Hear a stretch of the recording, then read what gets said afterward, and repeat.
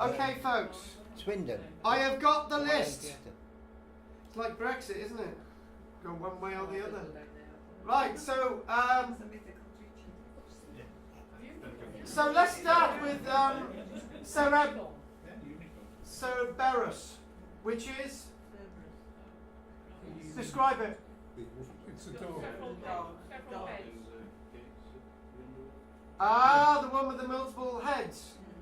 Well, we're not doing that one today, but you do have animals born with multiple heads. I've been to a museum and seen a lamb with 3 heads. I went to So, the zoo in Brittany with yes. calf with 2 heads and a chicken with 2 heads. Bingo. So we're starting to get on this, right? We're not going to go through all these. What about the Titans? Giants? Yeah.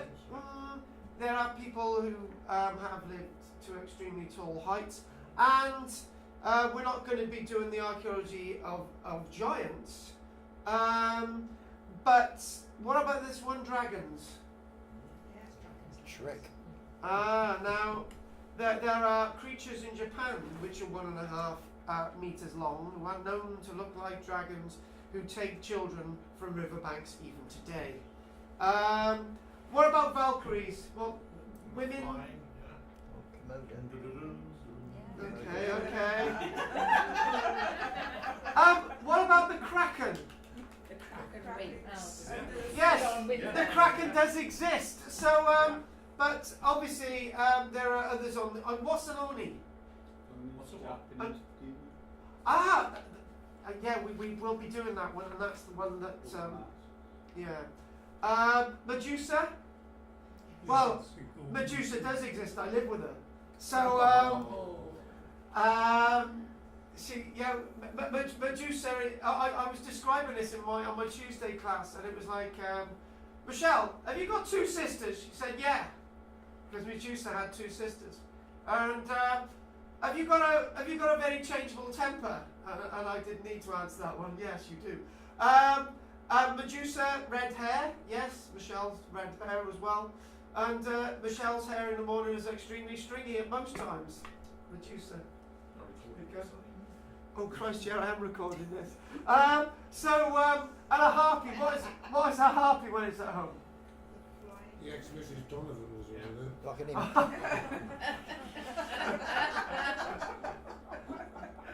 Stab me off. So some of these are real, some of them ain't. So Jason and the Argonauts, they are Barbie. Jason and the Argonauts. Oh, the harpies, yeah. No, the sirens. The sirens, and also you got the Gracker ribbon. The Gracker ribbon, that evil witch-like creature. That if she stares into your eyes, she will drain your soul. Kathy has that effect on me on every single trip. Right. Jabberwocky. Jabberwocky, right. No. I'm going to try and make this extremely interesting, and there are a few sort of factual definites, but there's lots of factual not definites. But the Amazons, okay, we're going to quickly mention. We look at these Amazon women, and these Amazon women who were able to pull a bow. They were 6 foot tall and very graceful. And they were to be found beyond the Black Sea. Now, did those women exist? Are they myth or legend? Where there's a myth or a legend, there's a fact, Gillian, waiting to be told. People don't believe you when you tell them about these classes, do they? No, they don't. Exactly. They really don't. This is a long-held secret. So moving on. And what I'm just thinking, right, as you can probably work out, I'm actually finding it impossible to even get you by past. So, but I know you probably all realise that, and one day I'm going to turn up at 1/4 there's nobody going to be in the room. Is that correct? No. This itself, do you know on that list, right? How dare all of you not put a unicorn on it? All of you! Gillian, why do you get this man over here and tell him, look boy, right man, stick it on the list. I said a unicorn, didn't write it down. You failed it, you. That's the one on the list that definitely does exist. There is an image. Alright, so I can't have a go at it now. Oh, it was actually on the list. Oh, I'm sorry. Yeah, I'm sorry, you John. missed it, yeah. I'm sorry it was on the list. It's I- not these. What? Different. It's more religious relevant. Oh, shush! That is actually been an example of a unicorn known as the Siberian unicorn. Has actually been excavated in Siberia. This is known as the Elasmotherium sibericum, and obviously not a contemporary painting from 29,000 years ago, but the remains of a beast with a horn on its head have actually been found. Is it one horn or two? It's one horn! Carl, can you tell the Parliament about that? So they've been looking for it for the last 2 years.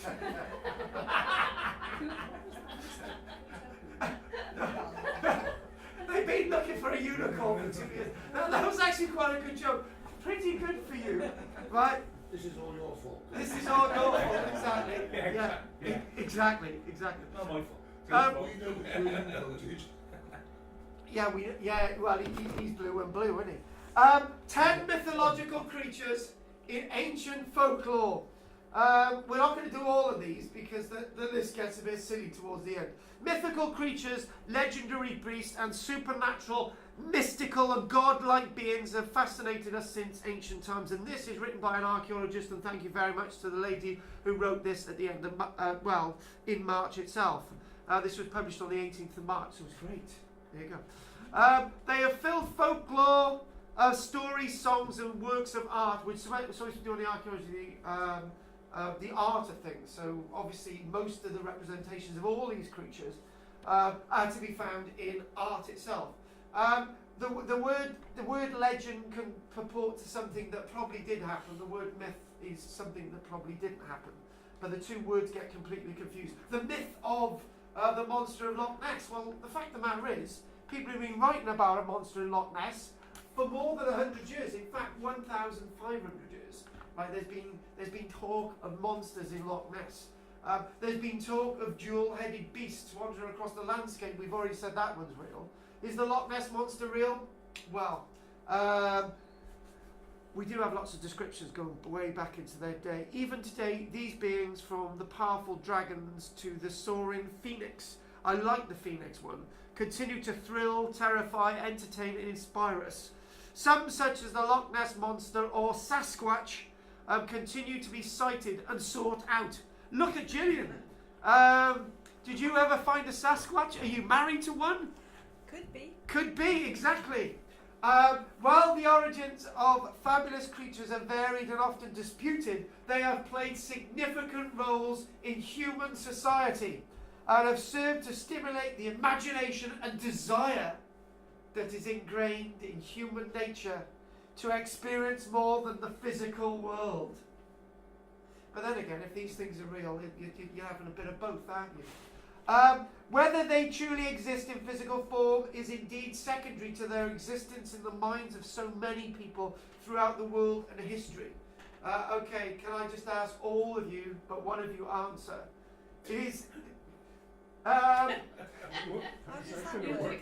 I don't know how that works. Has anyone ever seen a beast in the room that the rest of us will think is completely mythical? Come on, there's got to be somebody. I know it's a weird question. Right, you've answered it by saying about these beasts that you've seen in the zoo with dual heads. Right, so has anyone actually seen a huge salamander dragon from Japan, which can be in excess of 1.5 meters long? You've seen it? Well, John's on it. But none of us are going to believe John. Why would we believe John when he didn't put unicorns on the... Oh, yeah, he did. In real life, seen on TV.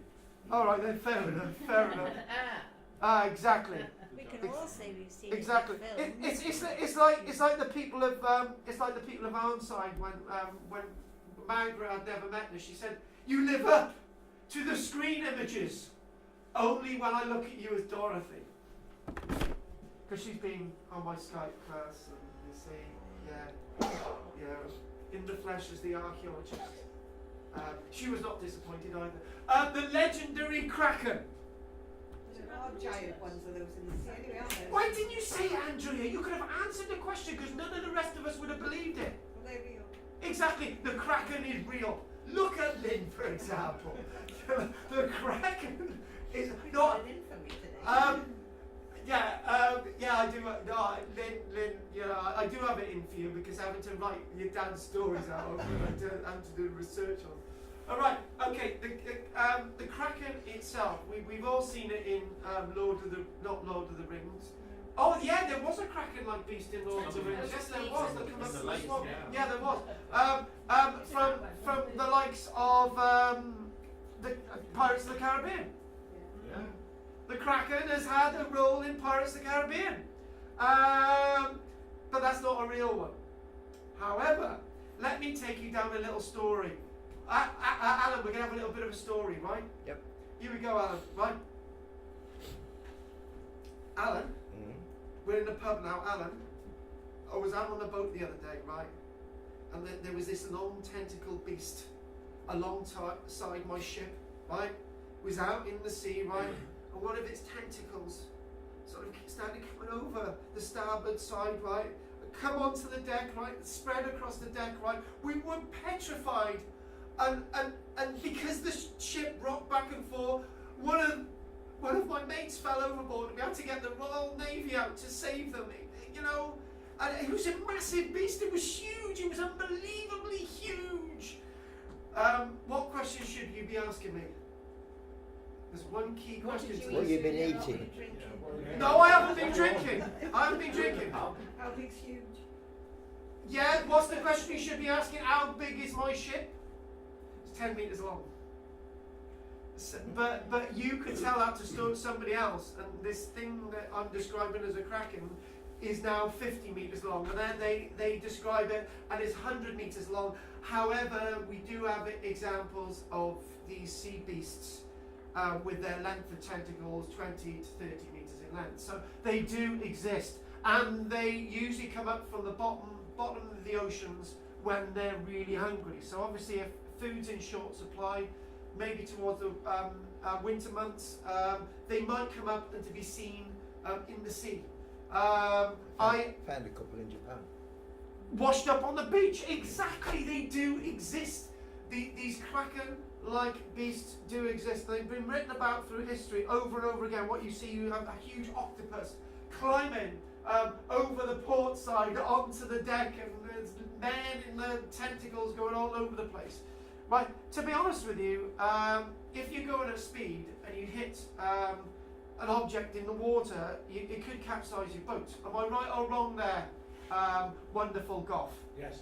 Exactly. And the reason why these beasts are not seen as much today as they were in the past, I've had an argument with somebody about this, is because your crew members mainly stay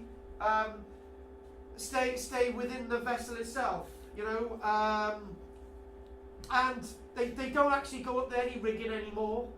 They don't wander up the starboard side and the port side looking out and all the rest of it. Okay, there's few members of crew, right? So the numbers of sightings are going to be very, very limited. Okay, they might have sonar, but the big thing that they see on sonar, they might identify as a shoal of fish. They're not actually seeing anything physical. Most people, there's this guy who goes to my Rhonda class. He said that when they went out fishing, right, they would stay in the cabin at all times looking at their sonar, no matter what the weather was like, and if there was a blip in front of them, they would go to avoid it. They wouldn't actually go out. It was only when they went out to trawling their fish that he would say they found really unusual things in their nets. But the point is, sightings of these beasts are getting fewer and fewer because there's less people on board a ship to see these things. But they have been noted and referred to extensively in the past. What's that? More ships. There's more ships, but you know, Yeah, Instruments now. people rely upon their sonar. Well, Kathy says there's less people on the ship. Exactly. There's a lot more You don't have a leisure look ships, at though, where it. people They don't have a look at it. You don't see somebody in a really tall crow's nest all the way up there looking out for big beasts out at sea. So this is the point. But they do continue to be found washed up on the shores of Japan, China, and Russia, for example. Yeah, you can see them on YouTube. Oh, shut up about YouTube. Blimey now. Do you watch my videos on YouTube? Particularly the strange ones. So deep. According to Scandinavian mythology, the word kraken comes from them. It is a giant sea creature. The Scandinavians have described them as being over a mile in length that attack ships and is so huge that its body could be mistaken for an island. Okay, the biggest creatures ever living, okay, is the blue whale. And the blue whale can live in excess of 30 meters in length, a huge beast if it's alongside you. And if you've got an animal with huge tentacles and a huge body with huge eyes and a little big type thing that looks huge when you look at it, it's no wonder these things have been written down about extensively. They've been written down way beyond 800 years ago. They're mentioned in Icelandic sagas. Two particular sea beasts are mentioned. The Hafgufur and the Hlingebach. And the Hafgufur is referenced to be in the kraken itself. The existence of the kraken was even acknowledged in scientific texts as far back as 1735 when Systema Naturalis, written down by a Swedish botanist, described a kraken-like beast, a huge cephalopod that he sighted in the sea. Designated the scientific name Microcosmos marinus, and the illustrations of these beasts make them look vast. These huge things alongside ships that should relatively look rather large, but they're not. They're smaller vessels, but these beasts are huge. Strangely enough, the kraken was taken out of the scientific edition, but because of our popular demand, by 1746, 11 years later, it was placed into the annals of Fauna Sekukika from Norway, attached to another description of a kraken-like beast being a unique monster. And historians can agree that there are sightings and descriptions in the scientific annals of beasts being in excess of 18 metres in length. Which would be quite frightening in itself. So, kraken, a real creature, myth or legend, or in fact, scientific fact.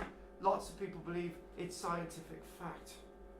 I don't know if there's any descriptions of people being gnawed at by a huge kraken, but we do have photographic evidence of weird marks on board several submarines that have come into dock, having to have repairs being undertaken on their vessels. Descriptions of weird-like creatures detected on the sonar, and when the submarine comes into dock, they've got to do these repairs.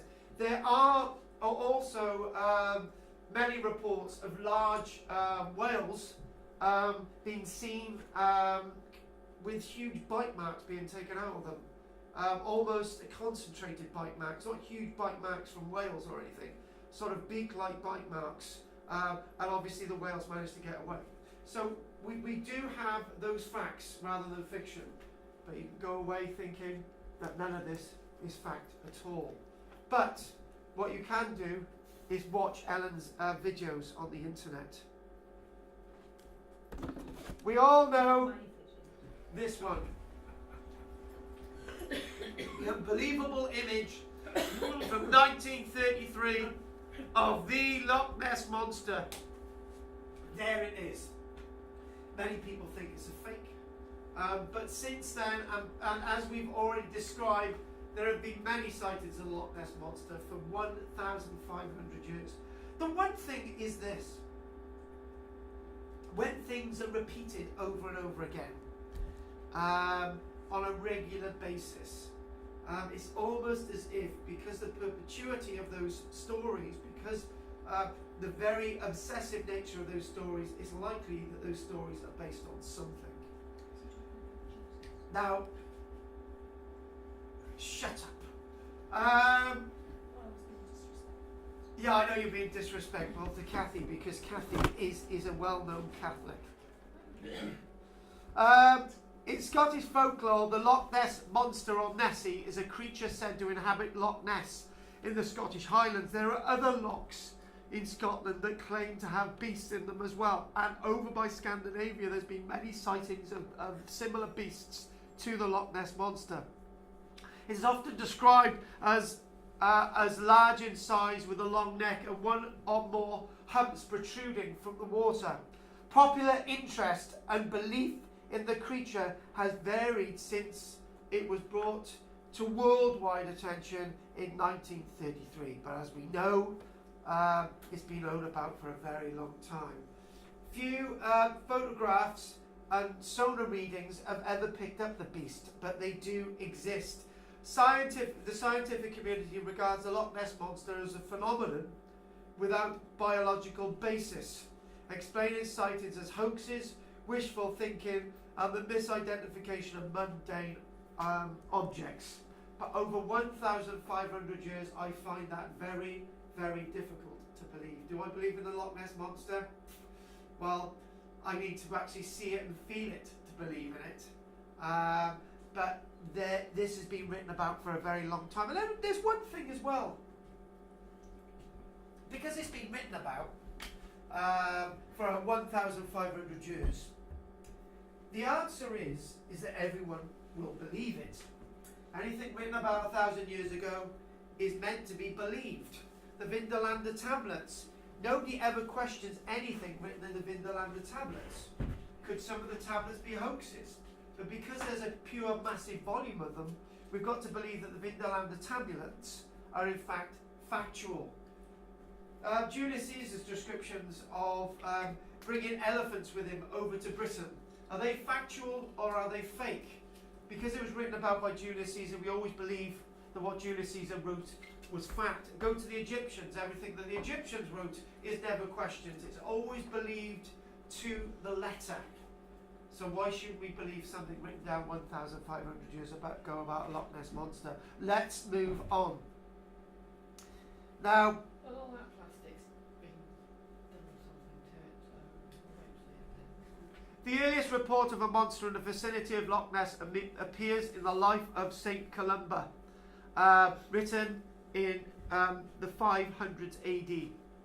According to the writer Ad Domna, writing about a century after the events, described Irish monk Saint Columba was staying in the lands of the Picts with his companions when he encountered local residents burying a man by the river Ness.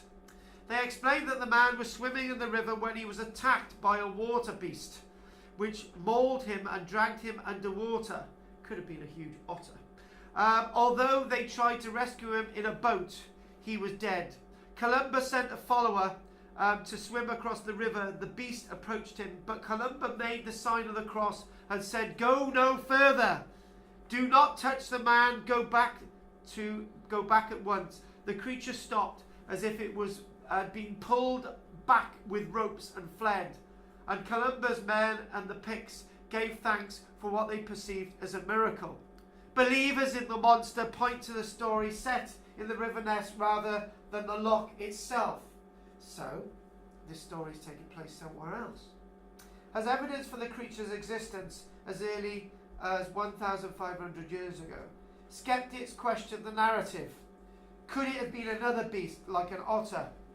According to skeptics, the story may be independent of the modern Loch Ness Monster legend and became attached to it by believers seeking to bolster their claims. But there have been alleged earlier sightings of the Loch Ness Monster as well.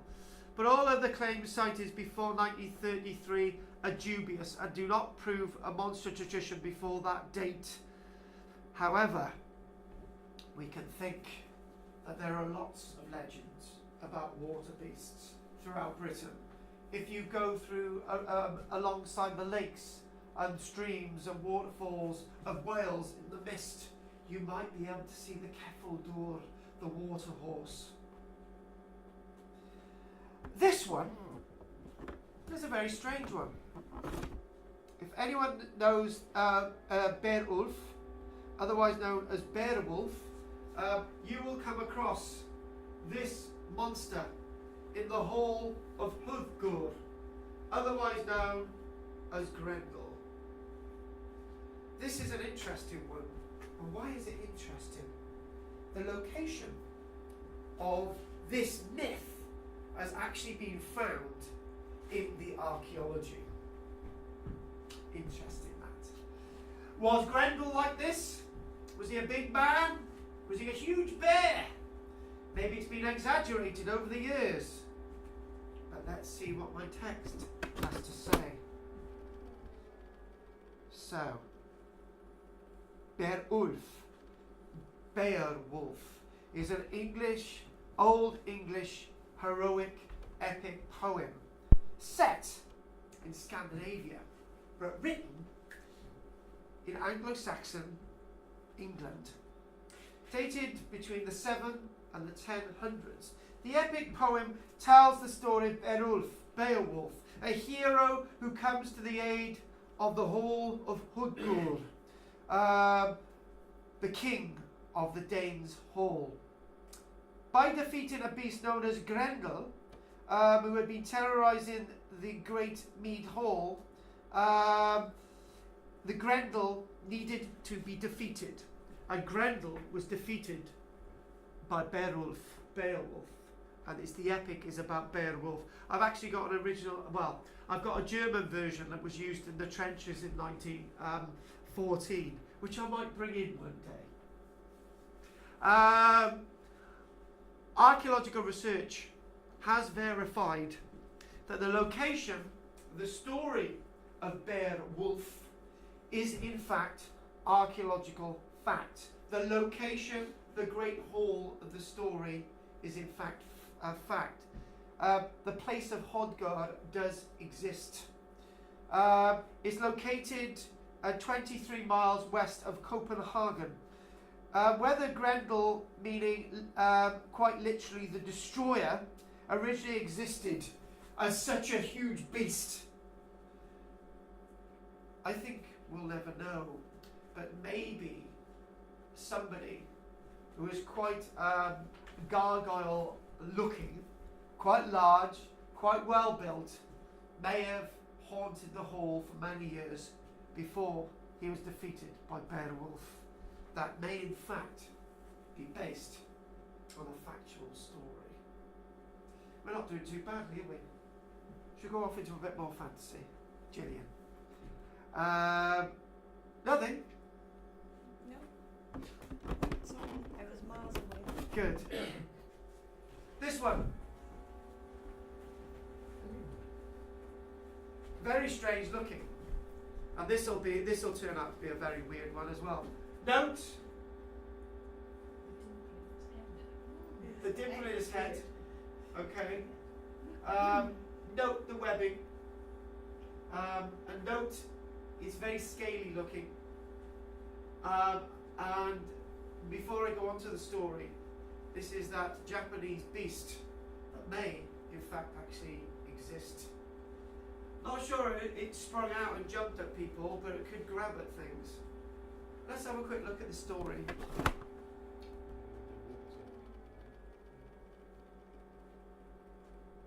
In ancient Japanese folklore, the kappa, or you referred to it as the oni, lots of these things have different names. Thank you for that, John. The kappa is a water demon that inhabits rivers and lakes and devours disobedient little children.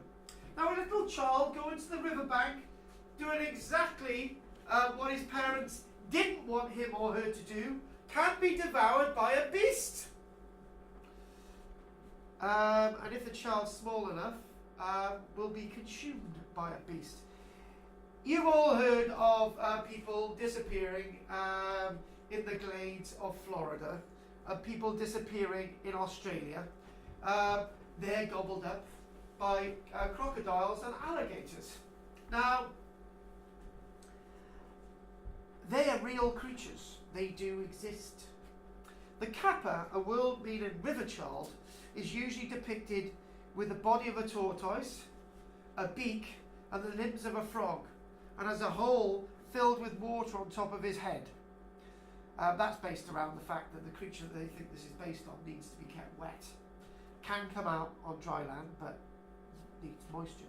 According to legend, the head cavity must be kept wet when the kappa ventures out of water, not only to keep it alive, but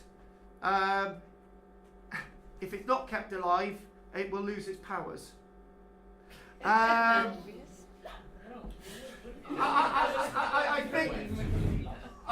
think we can all agree on that one.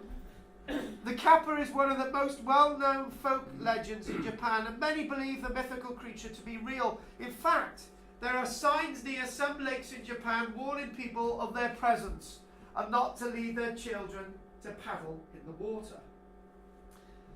However, others maintain it is much more likely that the legend of the kappa is connected with sightings of the Japanese giant salamander, or Hanzaki, which is known to be aggressive and to grab its prey with its powerful jaws. And the wonderful thing about the kappa is it can grow in excesses of lengths of 1.5 meters. Quite weird, strange looking beasts. They can come out on dry land, but they obviously need, for their own life force, to go back into water quite soon. And children have lost their lives. Pardon? Do you know what? I did actually get a picture, but I do actually have a picture on here. If I can't find a picture, if I haven't saved it, I'm sure it's in here somewhere. I will get one for you next week. Okay? Really wide jaws, like an arrow shaped head. Yes, they are. They are. Really, really wide shores. Yeah. It's really. Yeah, it is. I think. Children narrower than that, to be really. There's also this one.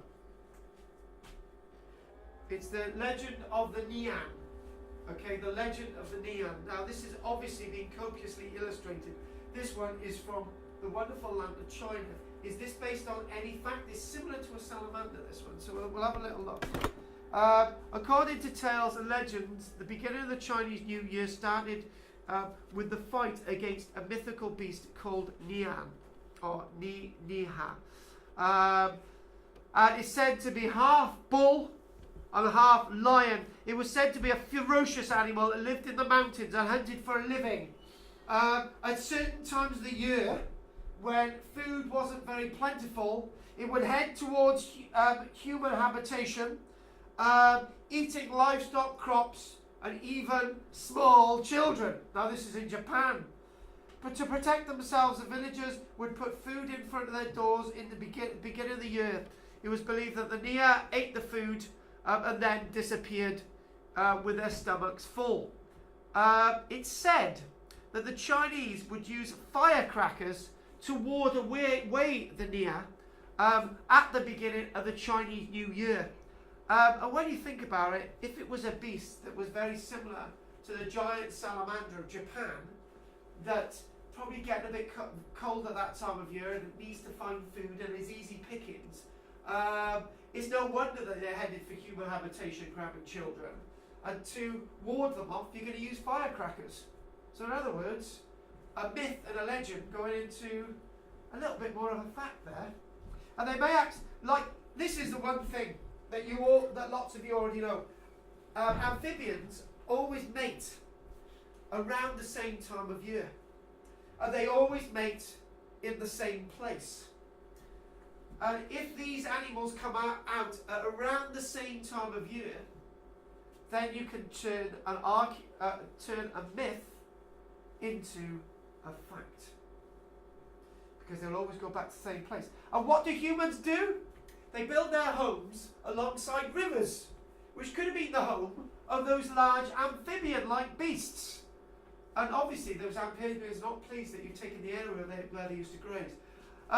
So where something starts off small, a Chinese whisper, I've got a big nose, and then somebody says that I've got a nose that's a foot long, right? I know I've got a big hooter, right?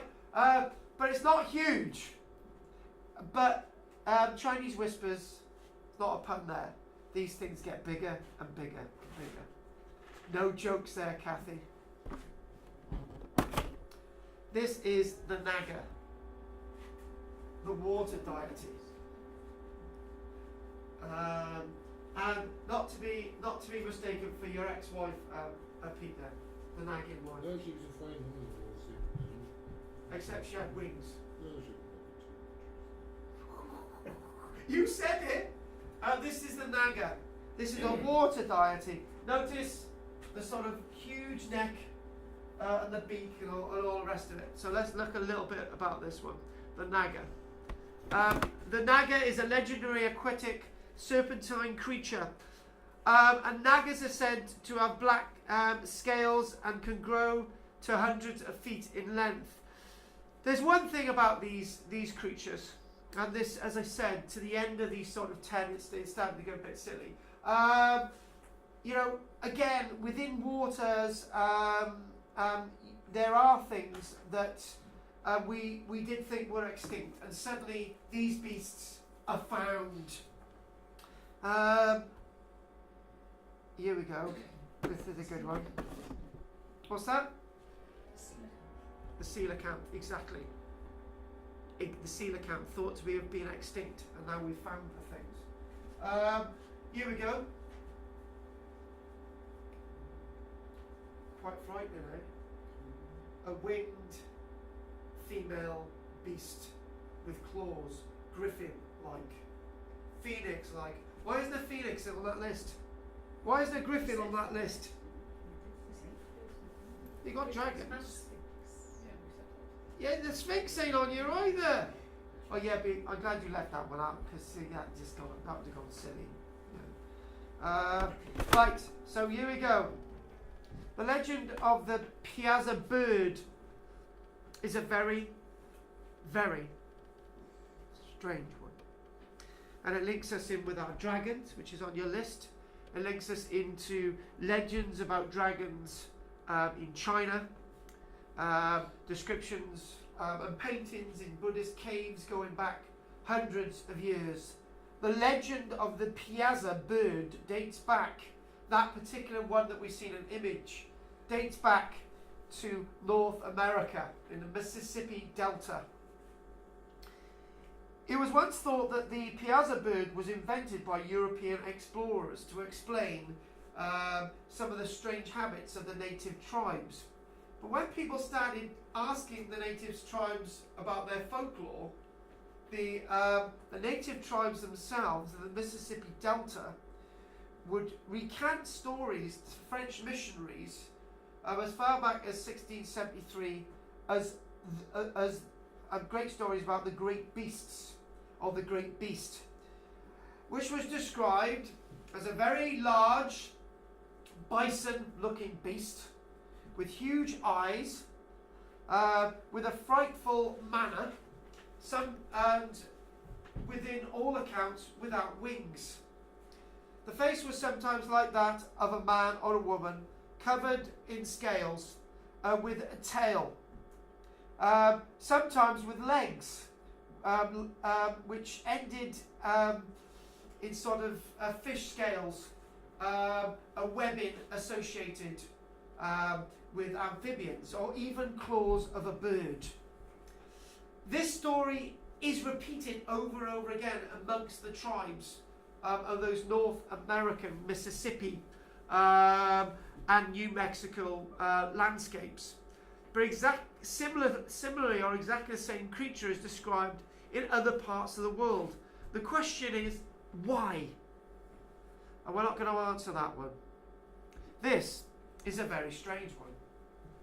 And I'm going to build up to these little fellas. There they are. Now this is where we come into more science and fact rather than fantasy.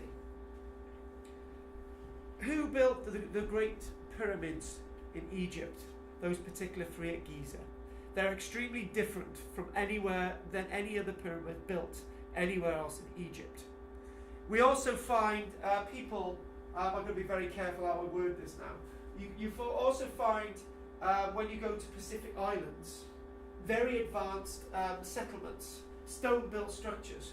You go across Central America and now South America.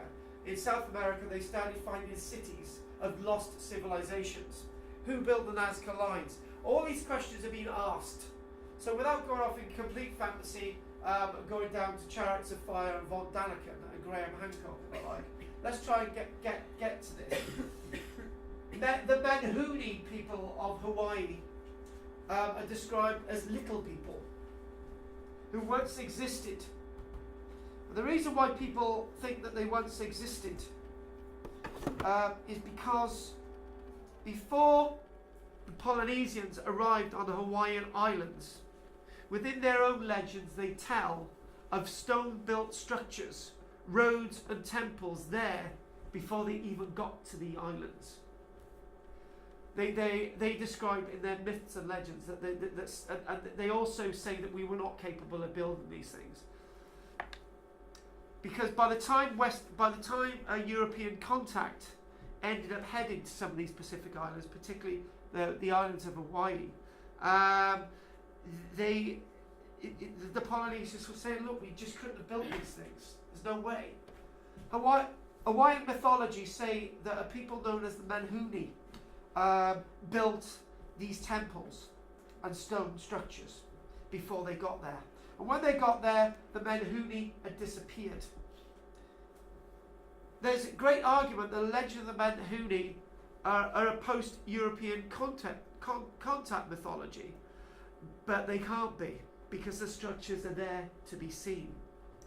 Large dams, large irrigation systems, large fish ponds, extensive roads, settlements, buildings and temples. These are the things of pirate films from the 1950s. You all remember those pirate films in the 1950s. They go out to the Caribbean or they go out to the Pacific Islands and they see these wonderful temples and all these wonderful things. Right, all these are based on these strange civilizations of people that just disappeared. And I'm not talking aliens here. I'm talking that on times in our history, civilization has become advanced, like the Maya, and suddenly disappeared. We know that as a fact. The Maya become great, and because of one thing or another, they disappeared. The Olmecs and the Zapotecs disappeared. If the European explorers hadn't got to the Aztec civilization when they did, it's likely 10, 20 years later the Aztec civilization would have collapsed anyway. Except they wouldn't have all ended up with terrible diseases we introduced in 1521. According to legend, each Menhuni was a master of a certain craft, and their precision and expertise with the structures that they built. And I know you would like to see an illustration of that. And do you know what? When I was doing these, that was one thing I missed out. So I will bring that along next week as well. When my son visits tribes in various places in Mongolia, Yes. and he visited a tribe and they'd forgotten how to make fire because over the, I don't know how many years, they'd always kept a fire going, and they always used their fire from there, and they had fire watchers who watched this fire to make sure it didn't go out. And they'd actually lost the ability to make fire. Actually, Andrea, out of the contribution anyone's made today, that's going to be a big one, because it goes to show that if you're comfortable, you lose these skills. For example, in our homes today, we've got a kettle, we've got a washing machine, and we've got central heating systems, and all these wonderful things. We've got a gas stove as well. Now, if the kettle didn't work, how many of our children would actually think of putting a saucepan on the gas stove and light it to heat up water? And the answer is very few. And that is also, if you lose the skill to make a fire because you kept the fire going, you advance civilization and suddenly something happens and it just slumps, it completely collapses. The Roman world is a good example of that. And I think we've gone off on a tangent yet, but this is an interesting area to go. The Roman civilization is a good example. When Roman civilization collapsed in Britain, it was a catastrophe that meant that the cities were abandoned, the forts were abandoned, road networks were abandoned, water systems were abandoned, simply because they just couldn't maintain it. and then after that, it took generations and generations for the landscape to recover. And again, whole races could disappear, leaving behind what they once had, and then they fall into the myth and legend that we're talking about. They are actually, archaeologists are excavating on these Hawaiian islands, actually finding more and more of these sites. But the one thing they can't find is any trace of any human remains, which makes things a lot more difficult. But because of the way the buildings are constructed, I think they were quite small people.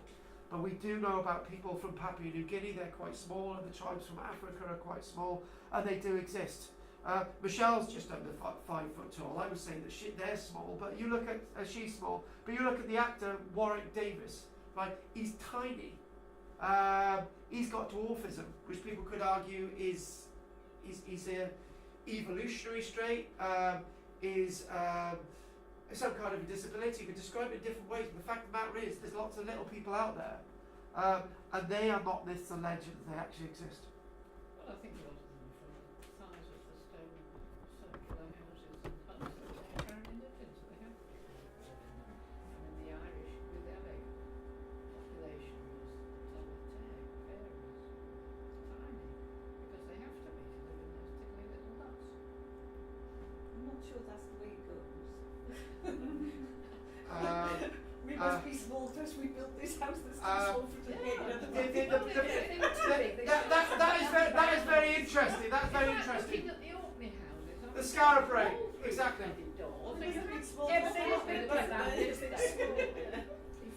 They weren't tiny people. There's no, a I'm not saying they were actually, but there's a, this is how it can arise. That yes, yeah, these things built. We know That people they were were still smaller. attending. People Oh, were smaller. you got to wind me up in a minute. Let's just work this out. The There's reason loads why. of children now that have to duck to get indoors, and they're Ah. children. Right, this is two-way, and we need to move on.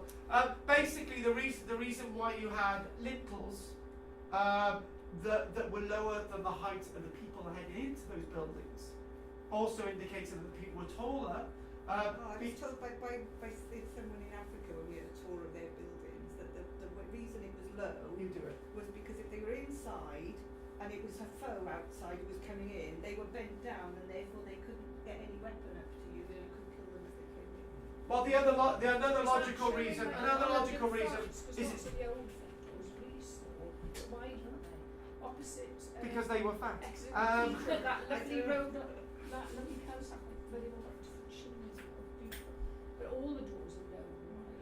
They were That's always what I was much told in lower. I've got to answer these two quickly. So basically, the two Scarabray and when they reconstructed lots of buildings, like when we've been reconstructing buildings in archaeology, initially what they did, they had the lintels at the height of the people entering the buildings, and they thought these buildings are really cool. And they said, well, what would happen if you drop the lintel? Right, and then suddenly they worked out by just having one doorway in these buildings, and they're covering over this single doorway, right? As you head into the building, your head goes up into an area of heat because the heat gathers above the lintel. So as you drop the lintel further and further, more heat is retained in the building. That it doesn't mean to say that people were little at all. And when you excavate the people in the Iron Age, their height is sometimes the same height as ours today, but the lintels themselves were a lot lower. We see that in the stone-built buildings. I know timber buildings haven't survived. We see that in the stone-built buildings, for example, in Shetland and Orkney. And the other thing as well is that Kathy said was that there's another key reason why you have narrow and lower doorways is to really retain the heat in areas that are very, very cold. Like igloos, yes, exactly. Yeah, just one quick one. This is the Kipalakli, the Aztec creator. So this would be classed as a complete myth, and I'm not going to go into this one in great detail. Basically, it was about a beast, and the beast was defeated, and the parts of his body were pulled apart by a giant, and then created the various land masses. And one of those land masses was the land of the Aztecs. Now that's definitely a myth. but most of what we have looked at is very intriguing, is it not? And after the break, we're going to look at the Siberian unicorn, and then we're going to look at the wonderful legend of Medusa and the Phoenix, and the labyrinth, and the Amazons, if we can get to them. And there's some beautiful images of Amazon women here, and they have all got clothes on, unfortunately gone. You've still got to wait for that lecture. Did you notice Dennis said, oh, Dennis was really disappointed with that Not lecture. just the men are waiting for the erotic stuff. No, I noticed. This is the majestic griffin, okay? I'll do the phoenix in a short while. The majestic griffin. Body of a lion, head and talons of some great bird of prey with beautiful wings. So let's move on. The griffin is a legendary creature with the head and wings of an eagle and the body and tail and hinds of the legs of a lion. As the eagle was considered the king of the birds and the lion the king of the beasts, the griffin was perceived as a powerful and majestic creature. During the Persian Empire, way back to 2,500 years ago, 600 years ago, the griffin was seen as a protector from evil, witchcraft and slander. While griffins are most common in the art and mythology of ancient Greece, there is evidence of representations of griffins in ancient Persia and ancient Egypt. There are copious drawings, carvings, paintings of these beasts going back as far ago as 5,500 years ago. On the island of Crete, of the Greek mainland, archaeologists have uncovered depictions of griffins in frescoes in the throne room of the Bronze Age Palace of Knossos, dating back to well beyond 3,600 years ago. Now this is a strange one. This is not a mythical beast that could have ever lived, but this is a mythical beast that really purports to be a beast of protection over evil and bad things. So that's that put in a different way. So we're just going to sort of end on this bit by thanking April Holloway, an archaeologist who wrote this not so long ago. And then after the break, we get on to the archaeological evidence of the Siberian unicorn fossil discovered in Kazakhstan at 12:15 on the 31st of March in 2016.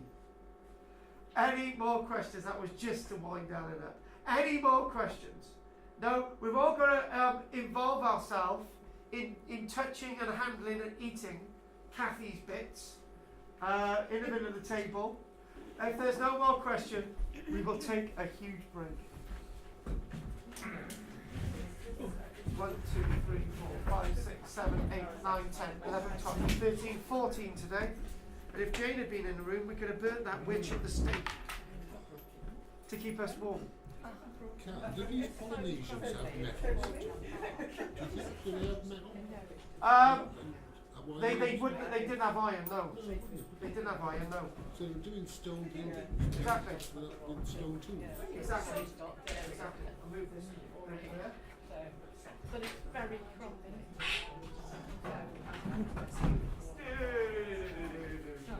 I could do with a drink and something to eat.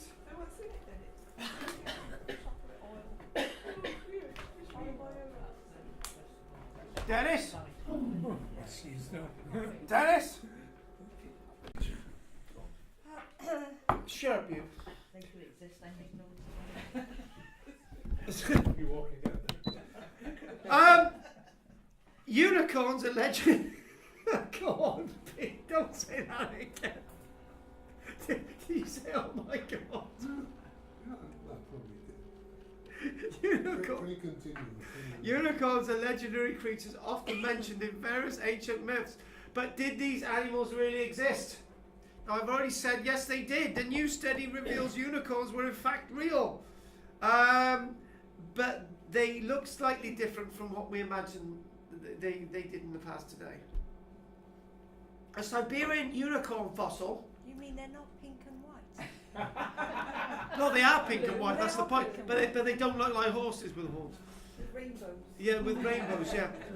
And wings. The Elasmoratherum sibiricum, an example of it was found in Kazakhstan with Borat 350,000 years ago. But the new Siberian example, which is a mix of various DNAs from rhino, mammoth, or whatever, this example is said to have come about 29,000 years ago. And it looked nothing like that. No, it didn't look anything like that. It looked more like this. Yeah? Good. Oh God, I'm struggling today. Right. It's got elephant's feet. Shut up, you. It's called a Siberian unicorn. How did this one survive while others were long gone? Well, they're unicorns, aren't they? They're special creatures with special needs. Magic. Silly thing to say. Researchers say, Like a mum and dad.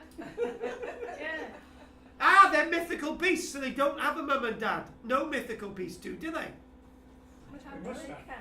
Researchers suggest the area where this specimen was found could have been a refugium. Or shut up. Oh, you're loving this today, Kathy. Or a part of Kazakhstan where the animals had a better chance of survival. So they all lived in one area, all happily ever after. Like a donkey's actually. There you go. It's special. And there they are. Elephant's feet, look. Oh, look, that's it. The little leg, the legs and the feet. There's a little leg. That to me looks like a Shetland pony with a horn on it. Yes. Gillian agrees. Oh, they're definitely elephant feet. Look, Gillian wants to believe unicorns existed, right? Never exist. And that there is another ear, not a horn. Well, what's that other little bumpy bit between the two ears? Well, it's a bit of Box. a mane. It's a bit of mane. It's a bit of Well, I mane. can't see the rest of the mane. Yeah, it's a bit of mane. Just That- stuff. Look, Who painted that? Ellen, right. If Ellen wants Who to, painted it? look, Gillian, Do they know they have I can't get a word. If Gillian wants to believe in Santa Claus, Tooth Fairy, and the unicorn, right, let her believe in it, right? It's not a string or a horse based What? tail. Oh yes, I believe.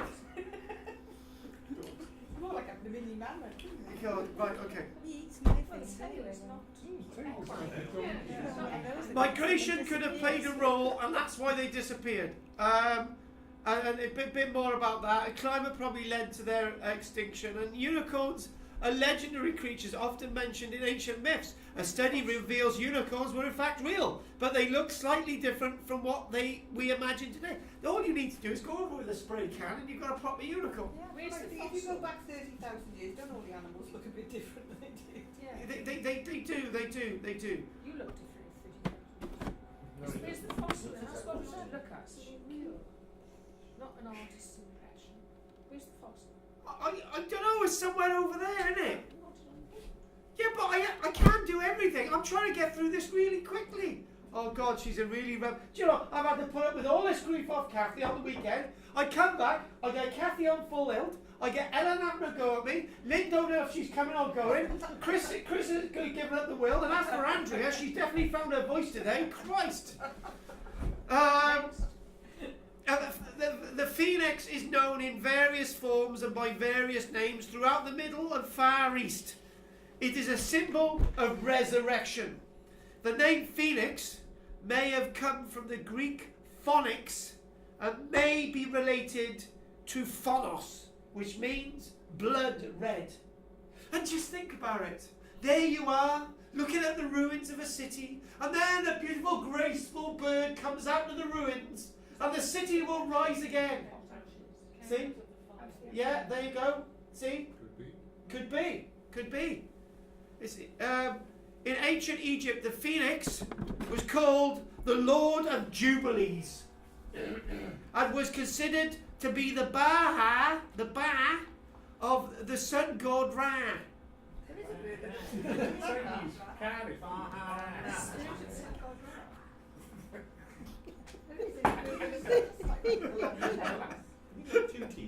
Shut up!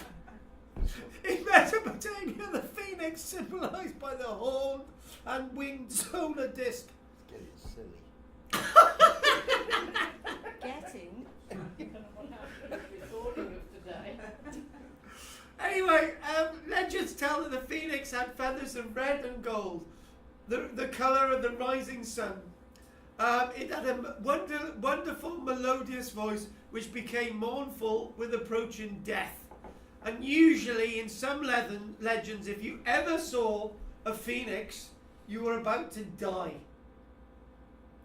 I know there's a problem with that. It's like lots of my ghost stories when I'm out on a walk, I'm saying like this and this happened, and then somebody turns around and says, if the person died by after being mauled by a dog and nobody ever saw them getting mauled, how did you know they were mauled in the first place? Well, you don't ask stupid questions, do you?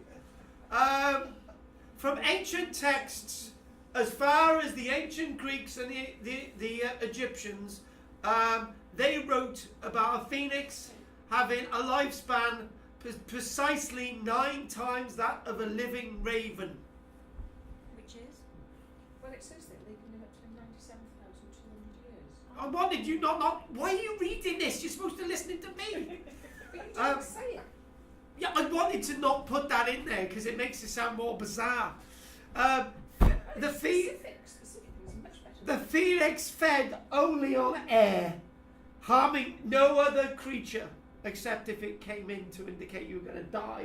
But it lived a solitary life in a faraway land, coming to human inhabited land only when it was ready to die. If the bird was injured, it possessed the power to heal itself. There you go. How did it die? Don't ask stupid questions. When the phoenix reaches the end of his or her life, because they were non-sexual, forget it. It sets the nest and itself on fire and is burned to ashes. And then the phoenix rises again and begins its life anew. I could do a great speech in Nuremberg, couldn't I, doing this? In some traditions, the new phoenix gathers up the old ashes and takes them to the Egyptian city of Heliopolis. Don't ask me how it gathers it up, just please.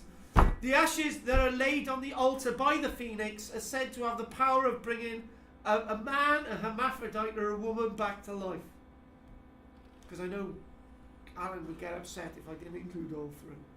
When the Roman Emperor Elagabalus, right, who lived for a very short period of time, he asked somebody to bring him a bird, which was a phoenix, so he could have everlasting life. So he ate. He dined off the bird of paradise, only to be murdered a few hours later. Unfortunately, there's little information about the phoenix, the bird of flames. Some people strongly believe that it is a pet of the gods, let loose on the world now and again, to give the people a glimpse of a god's power. Others swear by the fact that a phoenix is itself a god, the incarnation of Phoros, bringing peace to the righteousness and swift retribution to the evil and the corrupt. So if you do see a phoenix and then you die, it means to say that you're evil and corrupt. Yeah? Good. Anyway, there is, and the last bit is really sensible, so we'll do the labyrinth at the end.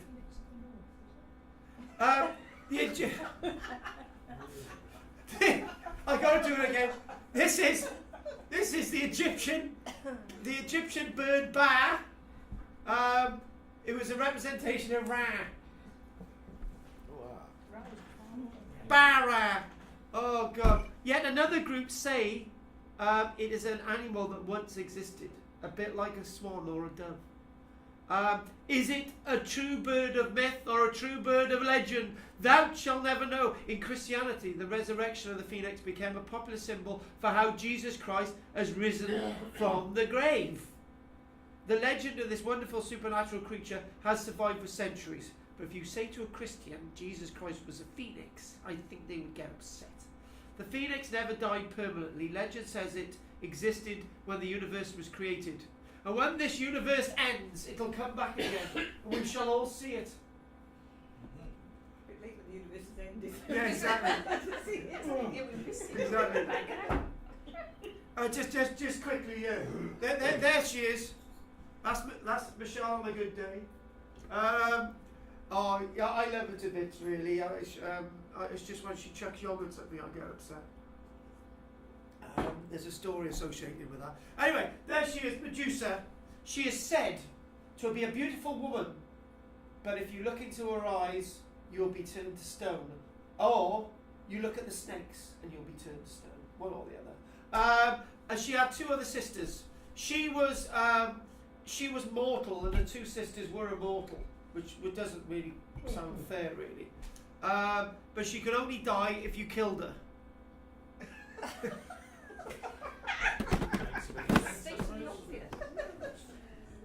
But You've read that wrong. No, I haven't. No, it's true. No, look, right, here we go. So, according to this ancient author, the three sisters, Theno, Eulalie, and Medusa, were the children of Phorcys and Keto, and lived beyond the famed Oceanus, at the world's edge, hard by night. Oh God, I'm struggling now. Of the three, only Medusa is said to be mortal. You see? Not myrtle. I'm gonna. Oh God! Medusa. You're not supposed to read my notes. Medusa before she was cursed. Right, what happened basically, right? Right. She caught the eye of Poseidon, right? Who desired her greatly, and proceeded to ravage her in a wanton state Steady on. in Athena's shrine. Athena thought this despicable, then sought vengeance by transforming Medusa's hair into snakes, giving her an endless beauty, but anyone who should gaze upon her should be turned to stone. Oh, that's a bit unjust, isn't it? Did the snakes bite her? There she is. She was saying about mortal. I thought maybe this is There she is. So in other words, She looks like a man. She doesn't look very pretty too. No, it's a woman. It's a man. it is a woman. I think not. Oh. All right, it's a hermaphrodite, okay? Whoever painted that has got a strange idea of it. Yeah, we want to know who painted all these things. Right.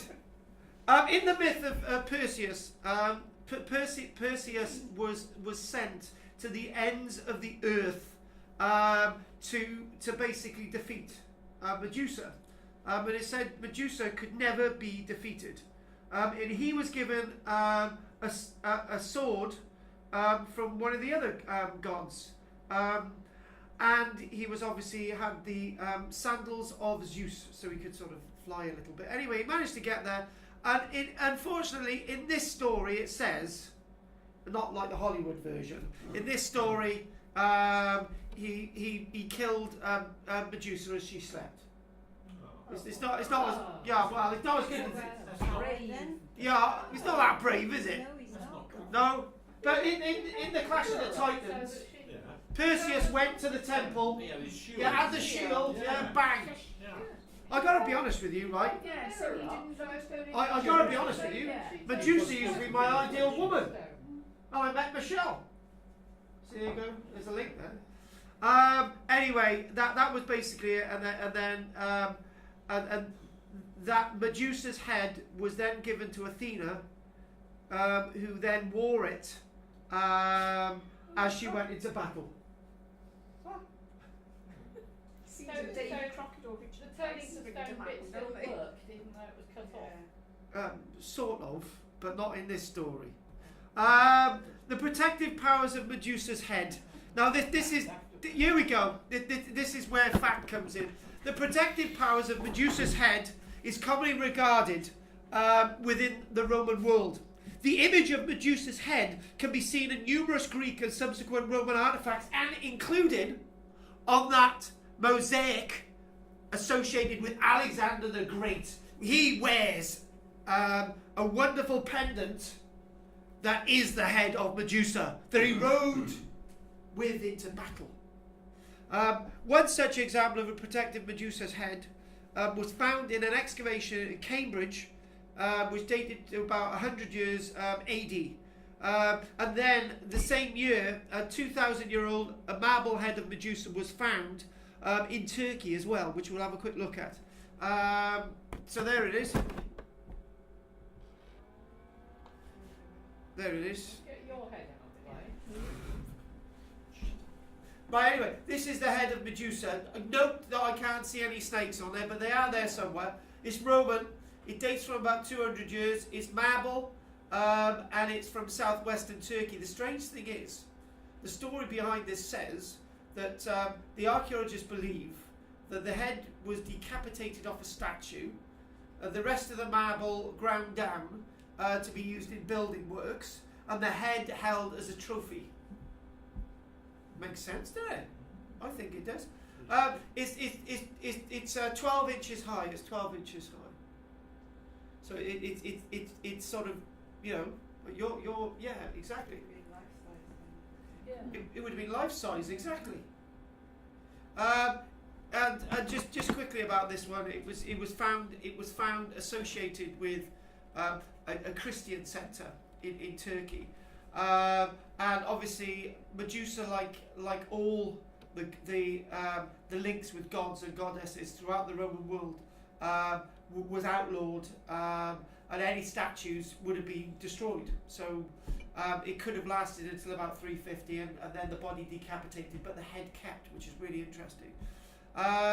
So just one last thing associated with what we can do, labyrinths. Okay, myths or legends, labyrinths do exist. So I'm just going to check one last thing. We got the Amazons. Have I got 8 minutes or so? Yep. Because we've got to do the Amazons. So here we go. The labyrinth itself is to be seen long throughout history in carvings on stones from Cornwall all the way over to the Nevada desert, from Lancashire all the way through to Spain, from Spain all the way over to Iraq, all the way over to Egypt, all the way around the world. The labyrinth is famed.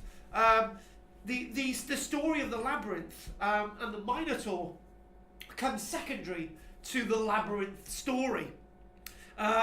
Simply because we're seeing the Egyptians having their labyrinths, and Neolithic Britain we've got our labyrinths, and there's nothing to do with the Minotaur. So the first ancient author to use the term labyrinth was the Greek historian Herodotus, writing in about 450 years BC. He did not write about the Cretan labyrinth, he wrote about the Egyptian labyrinth.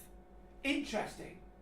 And he writes about a structure underground with 1,500 rooms. I was just going to go for 150. 1,500 rooms underground with corridors, no light. You only lit the way with a torch, and it was this huge labyrinth complex in Egypt. Herodotus writes about this, and the location is known today. But obviously we're excavating buildings, various courts and stuff. So then the story goes over to the labyrinths of Crete, associated with various later writings about the temple and complex of the Temple of Minos. So there you've got the sort of Cretan, and you've got the labyrinth there. But it's not just about that, because obviously it's in our own culture. There's no relationship with the Greek world and our world naturally, and the tradition is associated with the Minotaur. But there's so many labyrinths across the world. So here we go.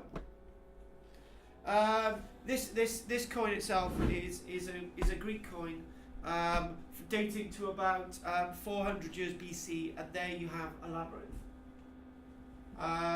And whether or not you want to go with our own labyrinths carved into stone. Kathy and I have been to sites, and you can see labyrinthal things carved into stone. Have we not, Kathy?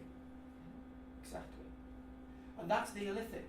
It's nothing to do with the Cretan Bronze Age. It's nothing to do with the labyrinths in Egypt. The labyrinths are within our mindset. That sort of never-ending way in and the never-ending way out, and sort of getting lost, getting found. Oh, that's in human consciousness, our development of a people. And it said again that as people would visit labyrinths around the world, they would come across real labyrinths, natural labyrinths. Interesting enough, in Crete, the Cretan labyrinth may have been based upon a natural labyrinth phenomenon. There's a cave network which was found in 1415 on the island of Crete, known as the Gortyn Cave, Gortyn, the Gortyn Cave in Crete.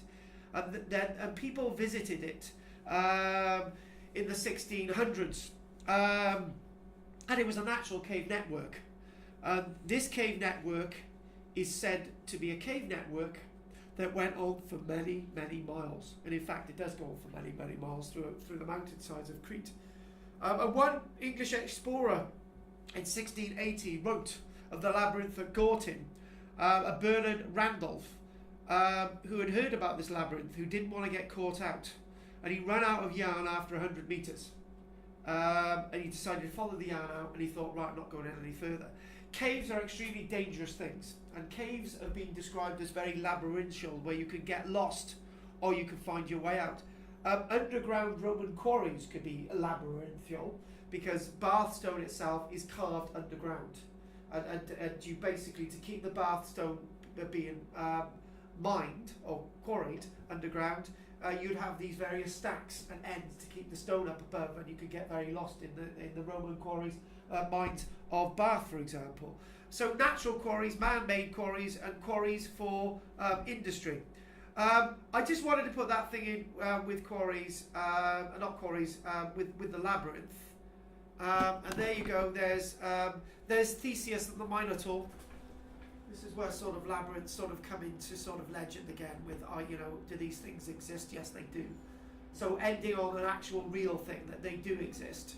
Natural ones, man-made ones, and so on. Very strange one. But obviously, as you get into the middle, you've got a bit of a fight. And this was very much what not J.R. Tolkien, that one who wrote Harry Potter. J.K. Rowling. If you can get from a description in a book, you've got combat in the centre of the labyrinth, which is portrayed in one of the books.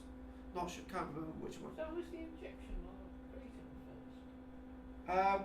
Ours were first, but actually nobody's first. But they're just being developed. The idea of the mind going through various different rooms. When people talk to me, they say, "How do you remember everything?" And I say, "Well, I've got little boxes in my head that they go into that box, and if you go into my head, you get very lost." Because there's loads of different compartments in my head with different things, and that's very labyrinthial. I've got a picture of a natural. Next week. It's like meerkat and rabbit warrens and ferrets. Yes. Oh yeah. Yes. I thought that. Rabbit Yes. warrens. I've been to a rabbit warren where it's all fallen in and you can see it on the surface. I thought labyrinths were underground. And See fi- those. And finally, Yeah, this. never looked at that. These are our Amazon women. There she is, and she is not stark naked. When Michelle caught me looking at those images on the computer the other week, looking at Amazon women, she said, "Well, why are you looking at the ones from South America?" And I thought, "All right, I've got to look at the ones from the Black Sea," and they all turned out to be naked as well. But the actual real Amazons themselves, if they did exist, those stories of Herodotus, those stories of Plato writing about the Amazons and all the rest of it, they may have been a very, very strong, powerful group of women from maybe 3,000 years ago, and there they are portrayed on an early Greek vessel, ancient Greek vessel, not the Minoan from about 500 years BC. There she is, she's fully dressed, so they're not naked after all. And they haven't got red hair, she's portrayed with having black hair. And there you go. This is... I really tried to work out whether this was...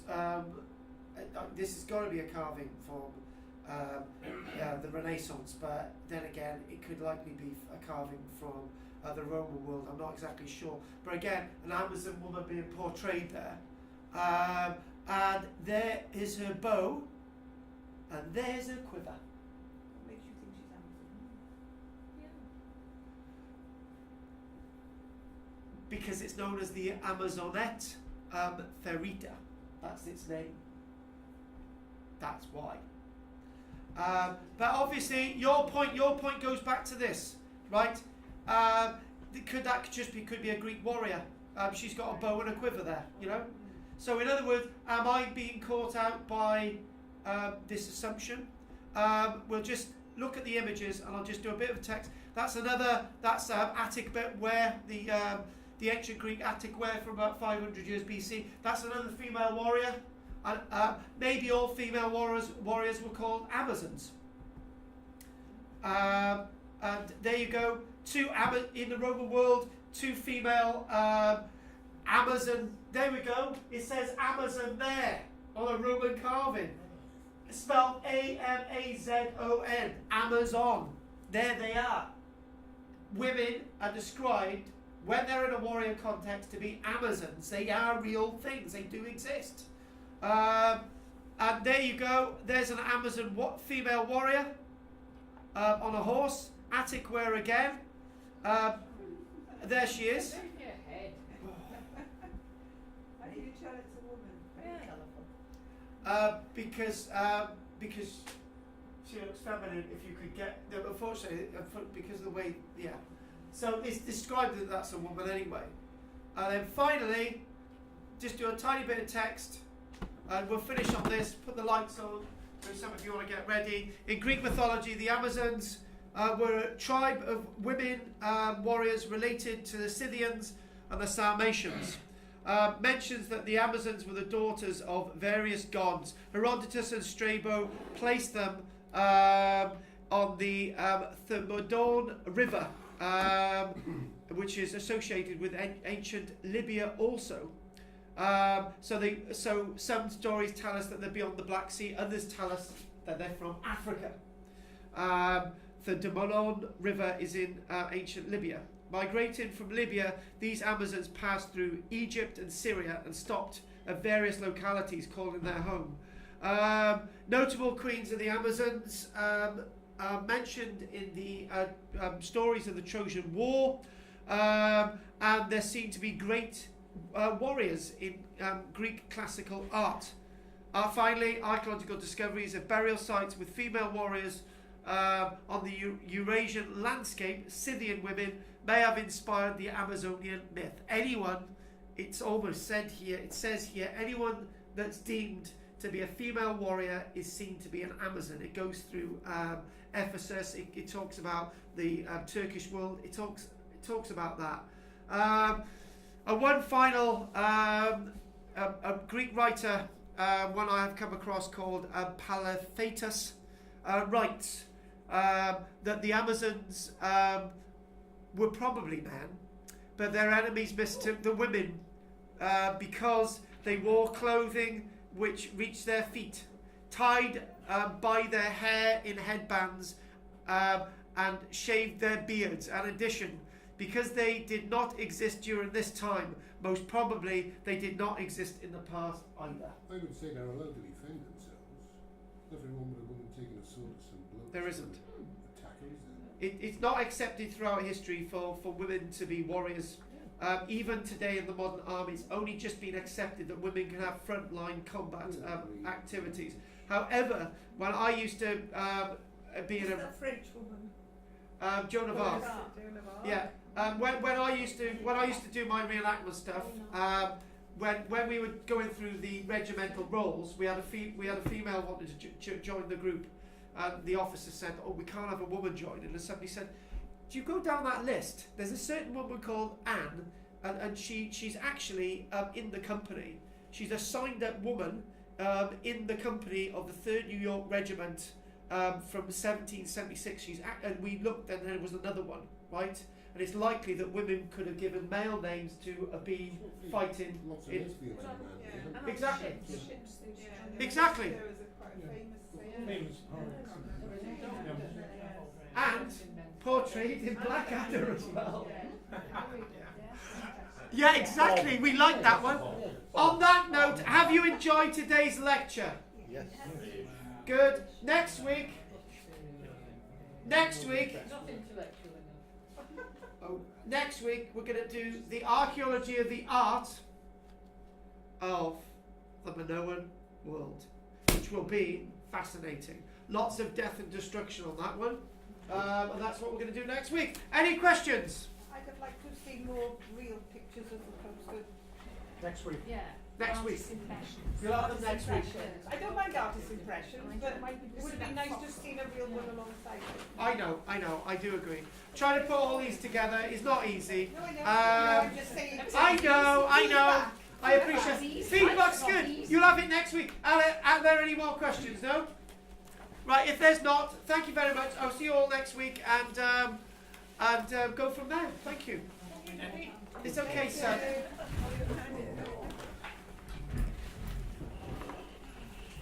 Little my change, Carl, please. Oh, bloody hell. Oh, hang on. I need to finish that. Thank you.